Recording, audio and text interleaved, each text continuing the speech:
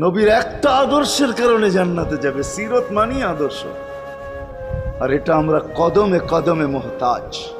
কেননা এই ছোট জীবনটা যদি গ্রহণযোগ্যতা পর্যন্ত পৌঁছাইতে হয় আল্লাহর কাছে, চাই নারী হই, চাই যুবক হই, চাই বৃদ্ধ হই, যেই মানুষই হই না কেন, যেখানেরই হই না কেন, যেই বাসারই হই না কেন, যেই বর্ণেরই হই না কেন, যেই পেশারই হই না কেন, যেই সোসাইটিরই হই না কেন, এই জীবনটাকে যদি গ্রহণযোগ্যতা পর্যন্ত পৌঁছাইতে হয় কার কাছে? দুনিয়া আলাদের কাছে না, মালিকের কাছে, যিনি এক ফোঁটা পানির থেকে অস্তিত্ব দিছেন, যার কাছে আবার আমাদেরকে ফিরা যেতে হবে।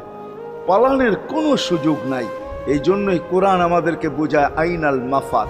আল্লাহ বলতেছে কোথায় ভাগবে তুমি, বলো কোথায় ভাগবে?